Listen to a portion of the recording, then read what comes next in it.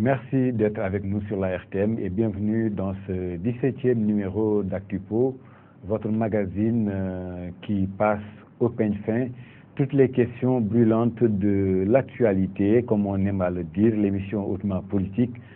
Alors, aujourd'hui, pour débattre donc des faits saillants de cette actualité politique nationale, nous avons le plaisir d'accueillir sur ce plateau M. Malick Gueye. Malick Gueye, il est le secrétaire général national des jeunes de l'AFP et porte-parole adjoint du parti. M. Gueye, bonjour et bienvenue. Bonjour M. Saleh, je vous remercie de l'invitation. Je voudrais avant tout saluer mon vis-à-vis, M. Thioub, pour partager avec beaucoup de bonheur, je pense que ce plateau, et saluer également les téléspectateurs de la chaîne Mourchid TV. Merci beaucoup. Avec nous, c'est déjà dit, l'enchaînement est facile. M. Samba Thioub, il est le responsable des jeunes de Rewmi à Pikine. M. Thioub, bonjour et bienvenue. Bonjour M. Saleh, membre du secrétaire national des jeunes. Et je salue votre spectatrice et téléspectateurs. Je salue aussi M. Malick Gueye et je souhaite que l'émission se déroule de la manière la plus normale. Merci beaucoup. Tout d'abord, une question qui nous tient à cœur, c'est important, c'est vital, c'est du premier degré. L'emploi des jeunes. Un magistrat et conseiller à la Cour des comptes vient d'être porté à la tête de la nouvelle agence pour la promotion et le développement de l'emploi des jeunes. Qu'est-ce que cela vous inspire, M. Gueye? Bon, d'abord, je voudrais peut-être faire un petit historique sur la fusion même des différentes agences à une seule agence, pour rappeler que nous, ça nous met à l'aise au niveau de l'Alliance des forces de progrès, parce que dans le programme du candidat Moustapha Niasse en 2012, il était question, en matière de promotion de l'emploi des jeunes, de mettre en place une banque des jeunes, qui demeure le seul instrument pour la promotion de l'emploi des jeunes, dans la mesure où je pense que toutes les agences, l'évaluation des différents instruments, Wade l'avait fait même lui-même en 2006 en disant que ces instruments n'étaient pas efficaces, que ce soit l'Agence nationale d'emploi des jeunes, que ce soit le Fonds national de promotion des jeunes, et que ce soit l'Office de la banlieue qui est anticonstitutionnel. Je pense que tous les jeunes, on ne peut pas parler de territorialisation de l'emploi. Je pense que les jeunes de Tamba, les jeunes, moi j'ai toujours été contre ce label d'emploi des jeunes pour la banlieue. Je pense que sur le principe même, donc c'est un peu discriminatoire. Et donc cette fusion, je pense qu'elle est venue à une période où le président Macky Sall a senti la nécessité d'harmoniser la politique d'emploi des jeunes pour la rendre plus cohérente et pour concentrer, d'une manière efficace les moyens et aller vers la territorialisation de l'emploi. Et je pense que ça, pour des besoins de lisibilité, il fallait aller vers l'Agence nationale pour la promotion de l'emploi des jeunes. Maintenant, sur la nomination, moi, je n'ai pas de commentaire particulier parce que l'article 7 de la Constitution donne des prérogatives au président de la République de nommer à qui il veut aux emplois civils et militaires. Je pense que en tant que républicain, moi, je ne veux pas porter un jugement sur cette nomination.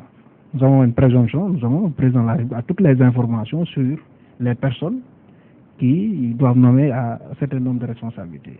Je pense que c'est une personne qui, a priori, est apte, capable, compétente pour gérer ces structures-là. En revanche, il me semble que, moi je l'ai développé dans nos réunions au niveau de la mouvement national de la jeunesse de la mouvance présidentielle, la jeunesse de Benno Bokk Yakaar, pour dire que je pense que ce que peut-être la recommandation qu'on pourrait faire, c'est qu'il faut quand même utiliser comme mode opératoire les mouvements de jeunesse pour faciliter, le travail en un certain nombre de perceptions et de communication.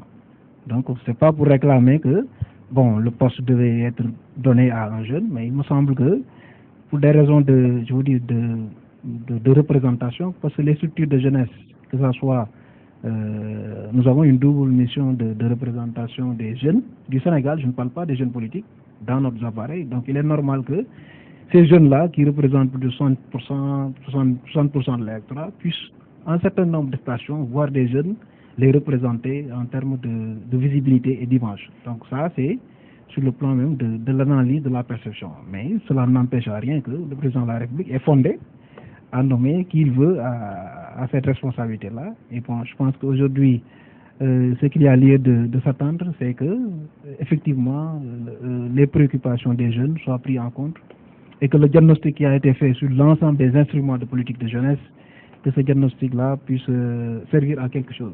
C'est-à-dire ne pas reprendre les erreurs, les rectifier également, pour aller vers une agence qui digne de son nom.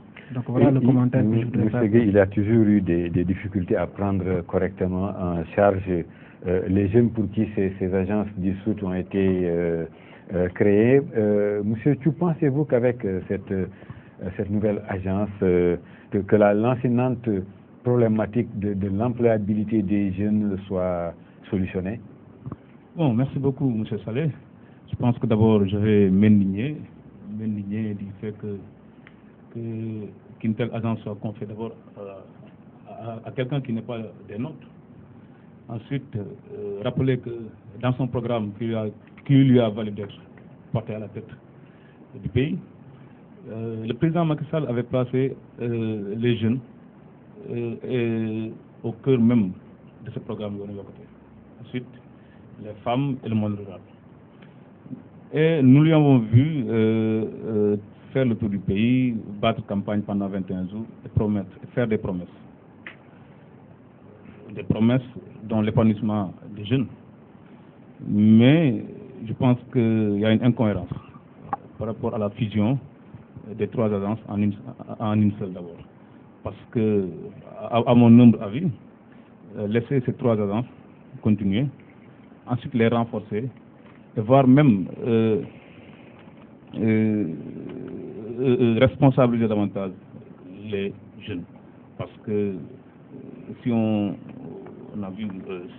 voit ce qui se passe, nous avons pratiquement constaté que cette agence a été confiée d'abord à un ancien libéral.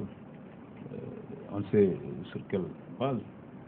Et même, nous avons vu aussi que pratiquement des jeunes de son camp sont montés en premier au créneau pour déplorer ça. Donc, on ne peut que s'indigner. Aussi, pratiquement dire que nous ne sommes pas convaincus. Nous ne sommes pas convaincus et pratiquement nous restons sur nos fins. Donc vous ne pensez pas qu'avec cette nouvelle agence et le magistrat porté à sa tête, les problèmes des jeunes puissent être résolus? D'abord, avant de parler d'une nouvelle agence d'abord, il faut dire qu'il respecte d'abord ses engagements. On a vu que dans son programme de Yon Yokote, il a promis 500 000 emplois pour un mandat de 7 ans. Et nous avons vu que pratiquement, d'abord, bon, tenons-nous-en au mandat de 7 ans, parce qu'à voir ce qui se passe, on ne pense pas qu'il va respecter son engagement de le mandat à 5 ans. Maintenant, on a vu aussi que sur 500 000 emplois en 7 ans, c'est équivaut à 112 000 emplois par an. Et nous avons vu pratiquement des jeunes à hauteur de 160 000 venir faire des demandes pour intégrer la fonction publique. Et il n'a recruté que 5 591. Donc quelqu'un qui ne peut pas respecter ses engagements, quelqu'un qui ne peut pas honorer ses promesses de campagne, si on nous dit pratiquement qu'il va encore faire une nouvelle promesse. Mais il y a aussi le programme de la sécurité de proximité, les 10 000 jeunes qui ont été versés dans cette nouvelle agence. C'est du saupoudrage encore une fois de plus. On a vu pratiquement 10 000 jeunes faire des formations. Et qu'est-ce qui s'en est suivi? On les a demandé d'être patients. Jusqu'à présent, on ne peut pas nous dire qu'un tel jeune exerce pratiquement dans le compte de l'agence, pour le compte du monde de l'agence de la sécurité de proximité. Jusqu'à présent, nous restons sur notre faim. Nous pensons encore une fois de plus que c'est pour endormir les jeunes davantage. Ouais, donc on ne peut pas être optimiste par rapport aux nouvelles mesures même de restriction des trois agences. Ouais. Donc là, nous sommes très pessimistes. On ne peut pas être optimistes, nous sommes pessimistes et c'est une indignation pour toute la jeunesse. Monsieur Thiou, vous parlez d'indignation. Bon, monsieur Saleh, vous savez, moi, si le débat est politicien, je pense vraiment que je ne serai pas à l'aise. Parce que moi, je suis là pour peut-être parler des problèmes des jeunes. Oui. Et je ne suis pas là pour défendre également le président de la République. Je suis là pour parler, évoquer les questions en tant que jeune, en tant que responsable des jeunes. Et je pense que j'ai commencé par le programme de mon parti. Le programme du candidat Moussa Agnès, qui reste actuel, dans lequel on avait proposé cette fusion-là. Donc, pour vous dire que j'ai la conviction propre que je pense que ça ne sert à rien de diversifier les moyens, la planification, le mode opératoire, l'évaluation. Parce que dans les différentes agences qui ont été, il y avait quoi en termes de diagnostic? Il y avait un budget, des salaires qu'on paye, mais en actif, mais en termes de résultats, il n'y avait pas grand-chose. C'est-à-dire qu'en réalité, quand on fait l'évaluation, tu ne verras pas une agence qui développe un programme pour les jeunes et qui réussit un certain nombre d'actions concrètes sur le terrain, en termes de vision sectorielle au niveau de la jeunesse. Donc en réalité, ces agences... bon, je ne veux pas aller jusqu'à dire que c'était inutile, mais le diagnostic a été fait par les différents partis. Et je pense que dans leur parti, ils ont fait le diagnostic. Monsieur Gueye, il y a un petit peu plus de 3 semaines, Dakar abritait une conférence internationale sur l'emploi des jeunes en Afrique subsaharienne à laquelle avaient pris part des décideurs, des chercheurs et praticiens. C'était peut-être pour pouvoir prendre en charge correctement les réalités locales? Non, mais tout à fait. Moi, je pense que le problème est global. Le problème est global parce que, vous savez, moi, je suis partisan pas, entre guillemets, pas de la tricherie, mais vous savez, il y a des questions qui sont universelles. Hein. Moi, je ne suis pas sûr que si aujourd'hui on développe des stratégies qui sont mises en place dans un certain nombre d'États pour harmoniser, afin de partager les visions ensemble, on ne peut pas trouver un modèle international en matière de promotion de l'emploi des jeunes. C'est possible. Je pense que dans ce cadre il y a eu un regroupement des jeunes au niveau international qui se sont vus ici à Dakar pour discuter éventuellement sur un cadre plus global de l'emploi des jeunes. Et je pense qu'aujourd'hui, pourquoi moi je reste convaincu qu'il faut aller vers cette entité unique, c'est parce qu'aujourd'hui il faut concentrer les efforts autour d'un projet à long terme et à moyen terme. Parce que si nous voulons aujourd'hui aller vers l'émergence, c'est tout à fait normal que je pense qu'il y a des projets sur lesquels je pense qu'il faut concentrer l'emploi des jeunes. Et moi, j'ai donné des critiques très critiques sur la relation entre l'adéquation qu'on veut mettre entre l'emploi des jeunes et le financement des entreprises. Je pense que j'ai émis des inquiétudes par rapport au fait que on peut penser que qu'en finançant les entreprises, cette valeur ajoutée qui est créée permet de créer de l'emploi des jeunes. Là, vous faites allusion au forum initié par le MEDES. Non, écoute, ce n'est même pas au forum initié par la MEDES. Mais les instruments, il y a eu des instruments innovants qui ont été mis en place par l'État du Sénégal, que ce soit le Fonds 6, le Fonds GIP, la BND, et qui doivent financer, les entreprises. Et à partir du financement des entreprises, les inputs et les cash flows qui sont dégagés au niveau de ces entreprises permettent de recruter des jeunes et de réserver un peu le déficit de l'emploi des jeunes. Et moi, je dis que je fais partie des gens qui pensent au secteur informel. Parce qu'une entreprise, en réalité, avant toute chose, c'est une affaire privée. C'est des gens qui sont actionnaires dans les entreprises. Maintenant, dans l'évaluation, ce qu'on peut penser, c'est-à-dire si tu mets 1 milliard dans une entreprise, le premier bénéficiaire, c'est l'actionnaire. Donc, il ne faut pas... Moi, je pense plus aux projets à grandes envergures, comme les périmètres agricoles, que la BA, la Banque africaine de développement, et le Premier ministre dans sa politique générale a annoncé sur les 39 milliards que la BAD va mettre au niveau du ministère de la Jeunesse, qui nous permettent d'aller vers l'agrobusiness avec des périmètres agricoles afin de toucher, les jeunes les plus vulnérables en matière d'emploi des jeunes. Donc moi, ces projets-là qui m'intéressent. Et je pense que dans la réflexion, nous sommes en train, nous, au niveau de l'AFP, de travailler sur un mémorandum lié à cette question-là, parce qu'il faut comprendre que nous sommes dans une coalition Benno Bokk Yakaar, où les partis politiques aussi également ont leur souveraineté. en matière. C'est pas pour rien que quand je reviens toujours sur le programme que je crois, et je pense qu'il faut aller vers l'amélioration du programme de Moussa Agnès, le remettre, l'améliorer, et puis pourquoi pas demain encore proposer ça aux Sénégalais. Donc, merci beaucoup, Monsieur Thioub. Et je pense que je vais commencer par là où il a fini.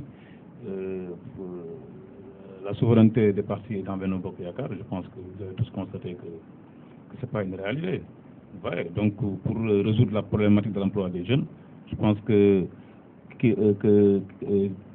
y avait un acquis qui était là. En matière de promotion des jeunes, vraiment, je pense que Macky ne doit pas faire moins que ce qu'avait fait Abdoulaye Wade. Ouais. D'abord, dans le gouvernement, on n'a pas vu un responsable jeune occuper une quelconque fonction. On n'a pas vu aussi à l'Assemblée nationale le nombre qu'on aurait souhaité voir. Ouais. Donc ça commence d'abord par les institutions.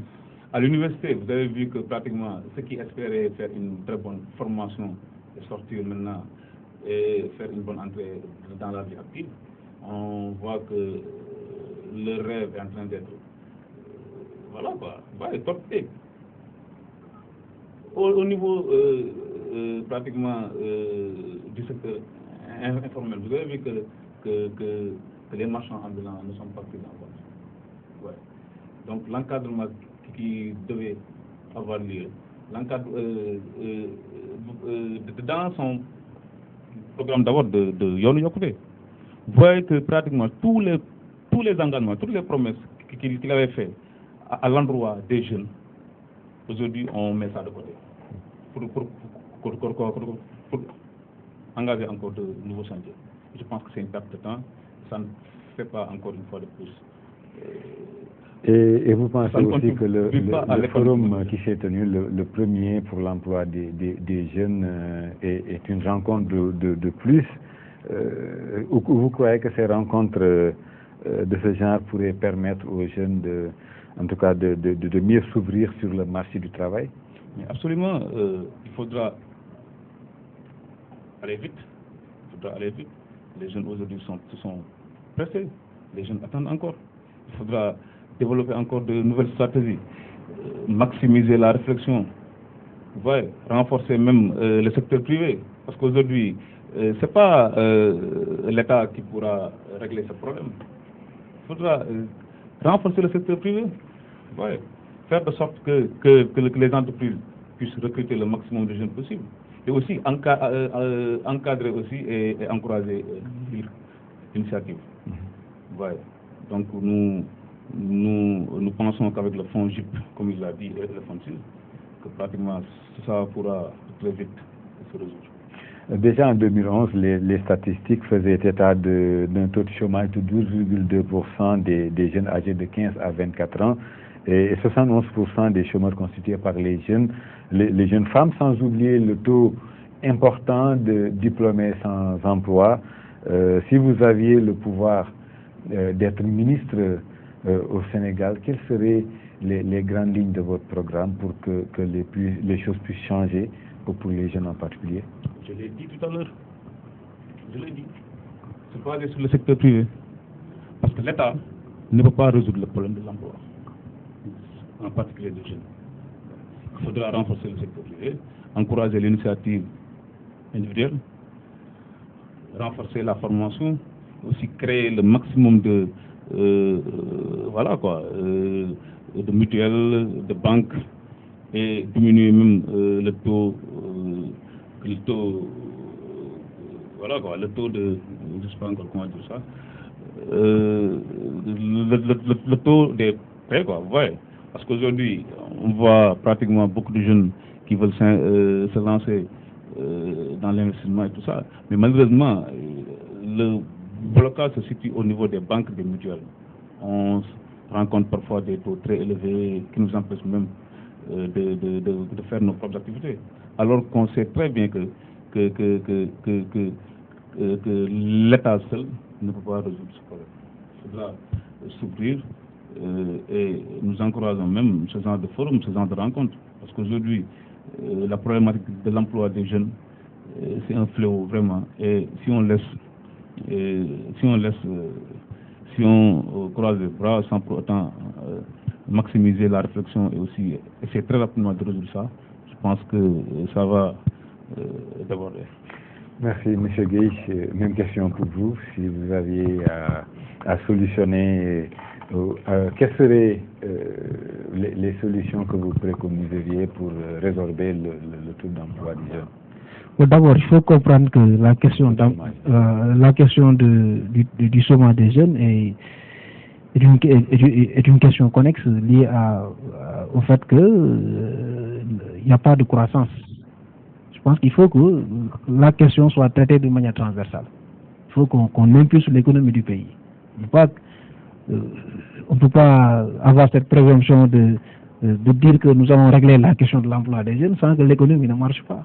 Même si on convoque toutes les théories économiques et qu'on dessous l'économie, qu'on subventionne, je pense qu'il faut faire attention parce que quand le taux de croissance varie de 2 points d'une année à une autre, le taux démographique varie également de 3 points. Donc ça veut dire que si tu règles un problème en 2014 et que tu n'as pas d'anticipation sur une croissance soutenue dans la durée sur 10 ans ou 5 ans, je pense que le problème sera récurrent. C'est-à-dire que ça va revenir. C'est-à-dire que tu as 100 000 emplois cette année avec la croissance, avec les diplômés qui sortent, avec le taux de chômage qui augmente.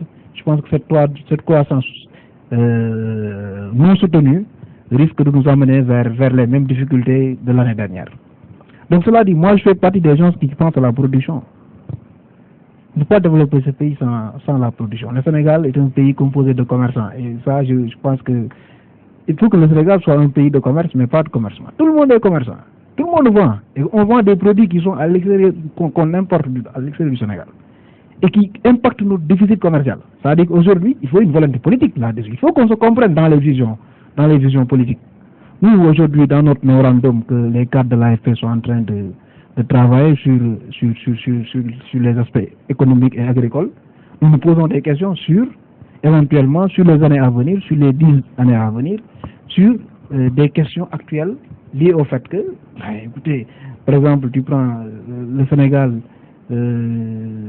produit en matière première phosphate entre 400 et 450 000 tonnes par année, et on importe entre 700 et 800 000 tonnes d'engrais, et que la matière première de l'engrais, c'est le phosphate.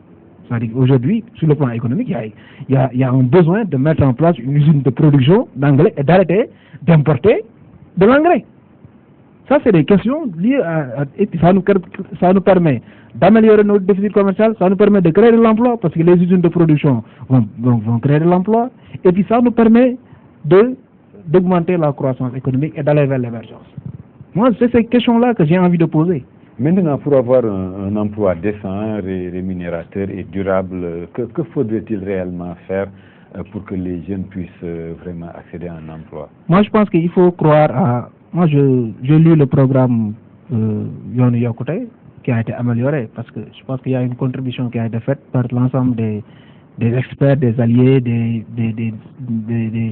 Sénégalais qui sont partout pour aider le président de la République à améliorer le Yoonu Yokkute et qui a varié vers le programme Sénégal émergent et qui constitue des projets d'envergure qui nous permettra peut-être d'ici 5 ans, 10 ans, si ces projets sont réalisés, à améliorer, je veux dire, le taux de croissance par surtout ces projets d'envergure, que ce soit ces périmètres agricoles, que ce soit le riz du Valais qui doit occuper une place importante sur ces 5 prochaines années.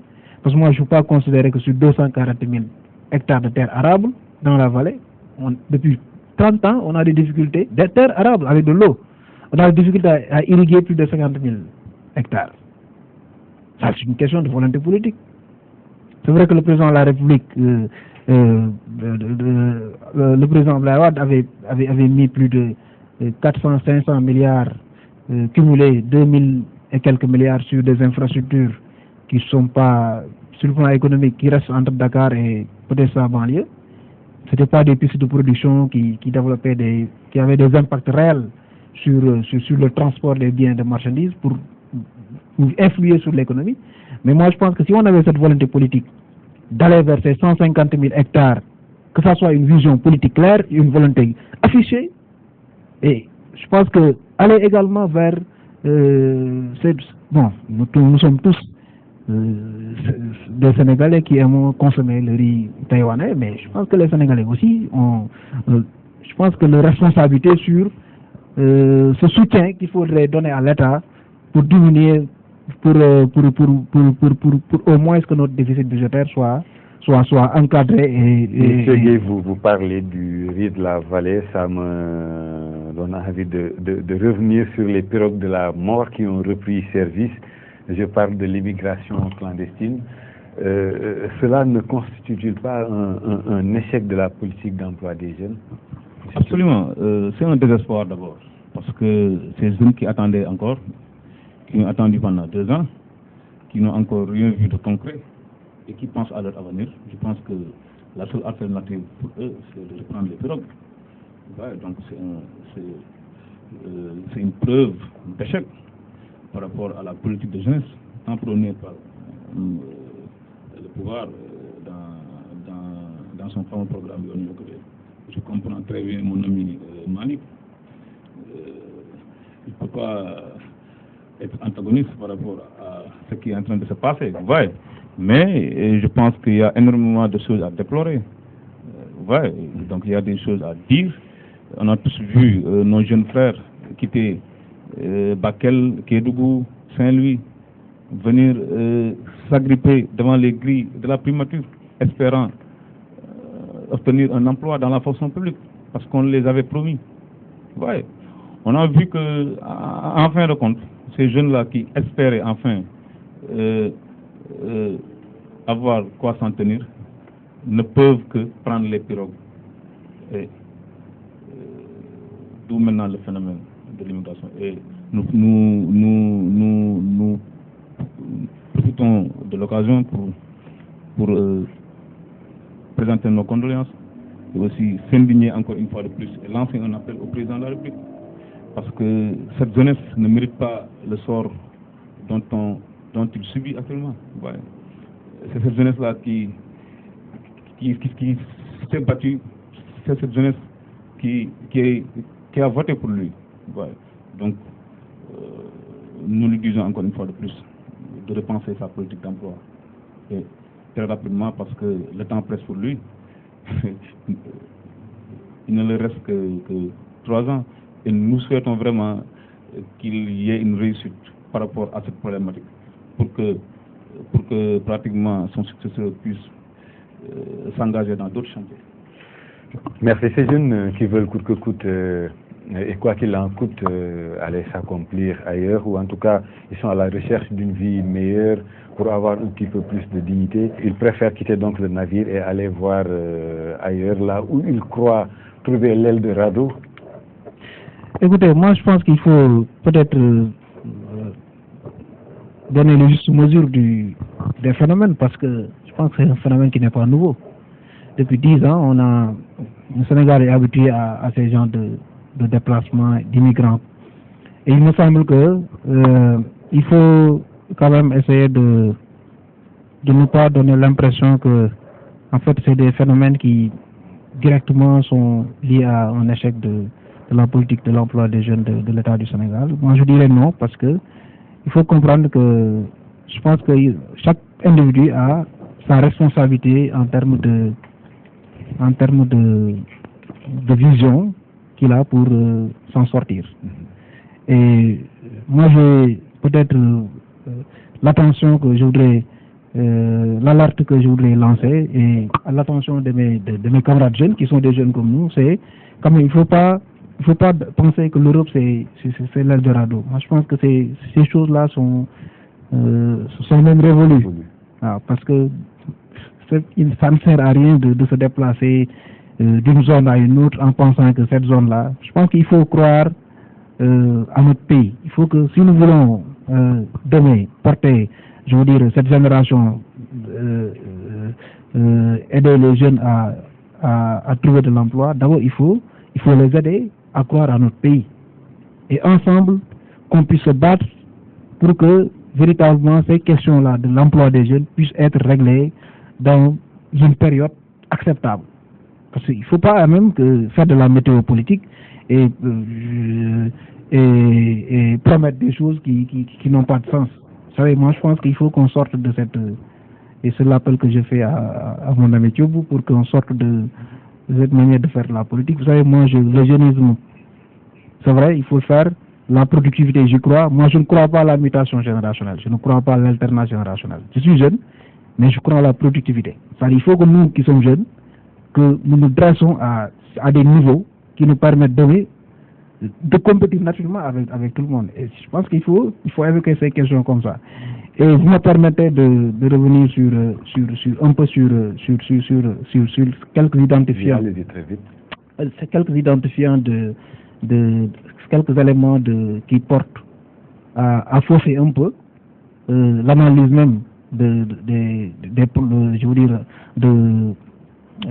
projets de l'État à la matière. C'est de penser que la promotion de X ou Y, c'est la promotion des jeunes. Je suis désolé. Le fait de promouvoir Thioub ou moi-même ou quelqu'un d'autre, mais et de loin, s'en faut. Écoute, c'est pas ça, assurer la promotion de l'emploi des jeunes. C'est vrai que j'ai évoqué de l'image, l'acceptation que les jeunes pourront se faire s'ils voient un jeune à un certain nombre de stations. Et l'exemple que je donne, l'exemple qui me semble être assez illustratif, c'est qu'en France, il y a quand même une orthodoxie qui est là depuis des années. Par exemple, le responsable des jeunes du parti est toujours porte-parole du gouvernement.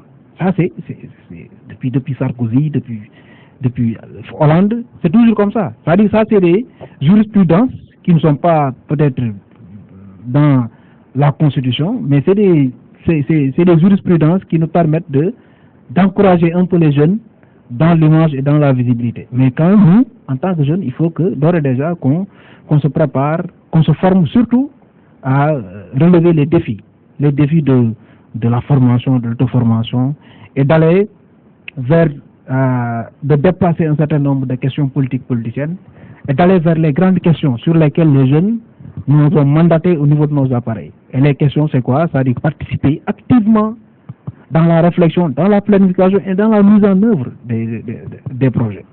Je pense que je suis heureux que lorsqu'il était question de faire le diagnostic de tous ces instruments qui ont failli depuis 12 ans, que les jeunesses politiques se sont retrouvées. Il faut demander à beaucoup, je pense que nous avons les mêmes points de vue sur la question, que les instruments qu'on a mis depuis 12 ans, c'est des instruments qui étaient inefficaces, qui ne servaient à pas grand-chose et qu'il fallait aller vers une connexion entre des fonds de garantie et des projets, proprement dit. Parce que la question fondamentale, M. Saleh, c'est que les jeunes sont confrontés à un problème de sûreté et de garantie. Les banques ne prennent pas de risques, ne financent pas des projets qui n'ont pas de trucs. Et aujourd'hui, moi je pense que il faut que l'État crée les conditions pour que les jeunes qui ont des projets puissent être financés tout en acceptant qu'ils n'ont pas un certain nombre de garanties. Parce que pour avoir une maison qui coûte 100 millions, si tu veux avoir un prêt de 100 millions, mais quand même, il faut peut-être travailler pendant 20 ans. Et si tu travailles pendant 20 ans, tu as peut-être 50 ans. Un jeune qui a 35 ans, qui vient avec un projet bancable, pertinent, avec un compte d'exploitation clair, il faut que l'État crée les conditions pour que ce jeune-là puisse avoir un financement qui lui permet de faire son projet. C'est ces questions comme ça qu'il faudrait affronter et qu'il faudrait se battre ensemble pour que la Banque nationale nationale de développement économique, BND, qui est une banque privée.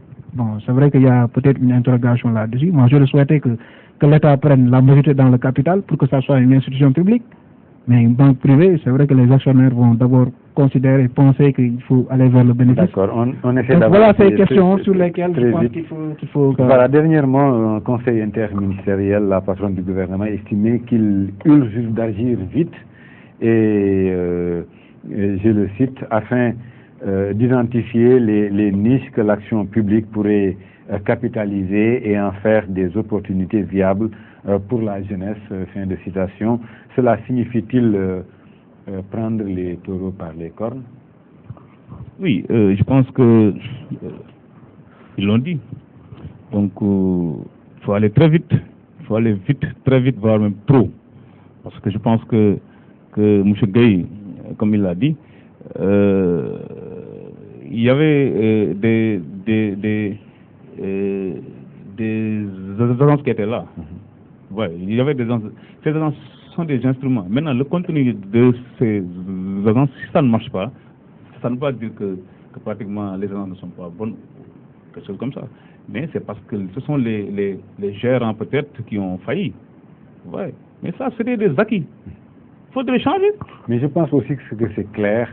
Rien ne peut se faire ou se construire sans une qualification. Il faudrait que les jeunes soient formés. Absolument. Formés d'abord, et puis on met en place des mécanismes. Ça, c'est un préalable. Bon, je suis d'accord avec lui quand il dit que pratiquement pendant 12 ans, malgré que les gens soient là, que ça n'a pas marché. Je suis d'accord parce que il faudra la personne qu'il faut à la place qu'il faut. Ouais.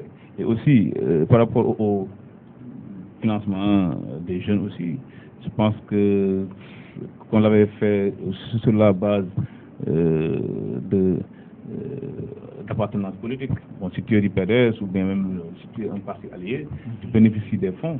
Et si tu n'es pas du PDS ou bien si tu es apolitique, tu pars voir ailleurs. Je pense que là, bon, je suis d'accord.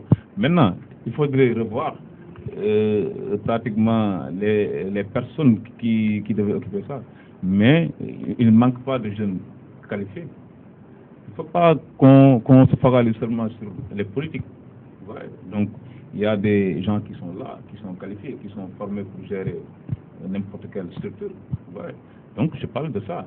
Mais le fait de faire la restriction de ces acquis déjà, je pense que c'est une perte de temps. Et ce n'est pas pertinent pour nous, au sein de l'Union. Et je pense que aussi, que Malik, bon, il est de l'AFP, je comprends, c'est Benno Bokk Yakaar. Ils peuvent, c'est mouvement mode, ouais, c'est mouvement mode, ou bien même être d'accord sur tout. Mais si tu as une position antagoniste, les PR vont se jeter contre votre formation politique. Mais la problématique de l'emploi, comme je l'ai dit au début, je pense que pratiquement c'est un fléau et les jeunes avaient beaucoup d'espoir qu'enfin qu'on va prendre en compte cette question parce que pratiquement c'est ce qui a fait partir Abdoulaye Wade. Ouais. Il y avait un taux de chômage qui était très élevé et aussi pratiquement la formation aussi n'était pas des meilleures malgré que des efforts avaient été consentis, tout ça, mais il reste encore beaucoup à faire. Et je pense que Macky Sall aussi était conscient de tout ça, parce qu'il a fait 8 ans avec le PDS, il a fait 8 ans avec Abdoulaye Wade. Okay. Donc lui, il devait prendre en compte pratiquement toutes ces imperfections pour qu'après être élu, pratiquement puisse venir avec un programme et résoudre rapidement ce problème. Ok, Thioub. Les locales maintenant, nous sommes pratiquement sur le dernier virage de l'émission. Je voudrais qu'on évoque très rapidement cette question. Il y a déjà des doutes et inquiétudes à ce propos. Vous confirmez? Oui, nous sommes très inquiets. D'abord, je commencerai par déplorer d'abord le premier report.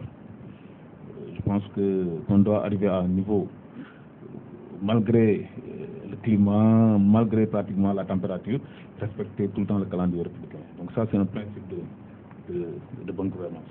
Voilà. Mais malgré le premier rapport, on voit que pratiquement des déclarations venant du camp du pouvoir, tout le temps demandant le report, demandant un second rapport. Je pense que ça, c'est installer encore le pays dans une campagne qui n'en finit pas, et aussi c'est créer pratiquement une instabilité, et ça fait fuir encore une fois de plus nos bailleurs et les investisseurs, parce que ça peut éclater à tout moment, et c'est pas favorable aussi pour le secteur privé.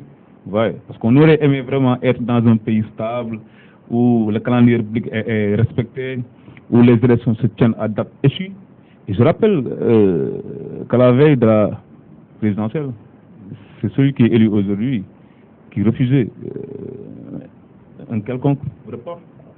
On se souvient même que des jeunes étaient envoyés pour protester et perturber même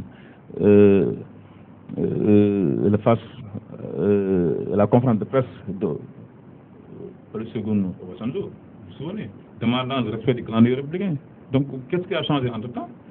On se pose des questions. Ouais.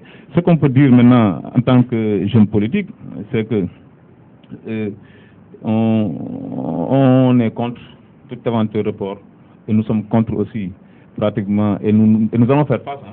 Vous allez nous entendre, Inch'Allah, dans les prochains jours. Merci beaucoup. Même si on parle d'un large consensus sur la date à retenir pour ces joutes électorales, un second record est peut-être à envisager. Je pense que moi je me réfère toujours, vous savez, moi je peux un peu décevoir sur les aspects politiciens de certaines démarches, mais vous savez, moi je retiens toujours ce que le ministre de l'Intérieur a dit, que les élections se tiendront à date échue. Bon, je pense qu'il a, à chaque occasion... Il avait dit ça avant le premier report. Vous avez fait des déclarations pour dire qu'il n'y aura pas de report. Et on a fait le contraire. Moi, je pense que c'est qu'il faut s'accorder sur une chose. C'est-à-dire que les élections locales doivent se tenir à date échue. Je pense qu'il faut quand même que le calendrier républicain soit respecté, et que il fallait également comprendre que le consensus, le toilettage de cette réforme de l'acte 3 de la décentralisation, qui a des éléments positifs sur le plan global, mais méritait quand même qu'on décale un peu pour faire au moins voter les projets de loi sur lesquels on doit aller aux élections. Et je pense que c'est vrai qu'on ne peut pas parler d'élections locales sans parler de ces réformes-là, de ces nouvelles réformes. C'était d'ailleurs le seul prétexte de je pense, report. Voilà, c'est le prétexte de ce report. On dit aussi que les locales préoccupent au plus haut sommet, en tout cas de l'État. Le chef de l'État serait même dans un dilemme face à la question. Non, écoutez, les élections locales préoccupent tous les partis sérieux. Hein. Moi, je m'excuse, je suis en retard comme ça, parce que je viens d'une réunion de la coalition Benno Bokk Yakaar dans ma commune, à Ngekokh, ce matin. Donc j'ai quitté là-bas pour venir, c'est pour cela que je suis un peu venu en retard. Et que les gens surtout discutent. Moi je commençais à engager les discussions avec nos alliés depuis presque un mois sur la mise en place d'une liste éventuellement commune. Et j'utilise le prétexte pour faire un clin d'œil à tous les camarades de Benno Bokk Yakaar qui sont dans la commune de Ngekokh et tous les militants qui sont là-bas. Et pour vous dire simplement que ces élections-là, mais je pense que c'est des primaires qui nous permettront de voir éventuellement les responsables qui peuvent confirmer leur légitimité au niveau de leur base politique. Donc vous voulez dire que l'idée d'un second report n'est pas à exclure? Bon, moi je l'exclus. En fait, moi je voudrais, si vous le permettez, faire une clarification sur très vite, très rapidement, oui, sur une lettre qu'on comporte la paternité de Benno Siggil Sénégal, pour dire que Benno Siggil Sénégal a écrit au président de la République pour reporter les élections. Je pense qu'à l'AFP, il n'a jamais été question d'une résolution allant dans ce sens. Merci. Ça c'est à l'affirmatif pour vous dire que... Quel est votre dernier mot, M. Gueye? Remercier tout le monde et vous remercier de l'invitation, saluer les camarades et saluer également mon vis-à-vis et dire qu'aujourd'hui il faut que tous les responsables jeunes des différents partis sachent que l'essentiel c'est qu'on aille vers ce règlement des préoccupations des jeunes, et c'est les questions essentielles qui sont derrière nous et qui impulsent même, qui donnent un sens même à notre engagement politique dans les dans les partis politiques. Malick Gueye, je La rappelle, jeunesse, c'est l'avenir, mais c'est le présent. Oui, je rappelle, vous êtes le secrétaire général national des jeunes de l'AFP et porte-parole adjoint du parti. Encore grand merci.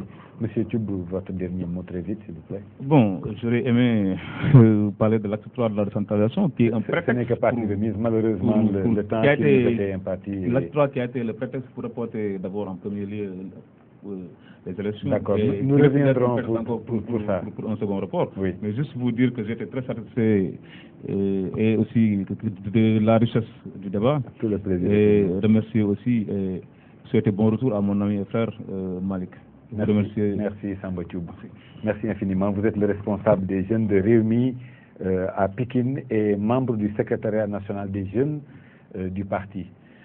Merci également à toute l'équipe qui gravite autour de cette émission. À vous, téléspectateurs, grand merci de nous avoir reçus chez vous. Portez-vous bien et très bonne suite des programmes sur la RTM. Au revoir.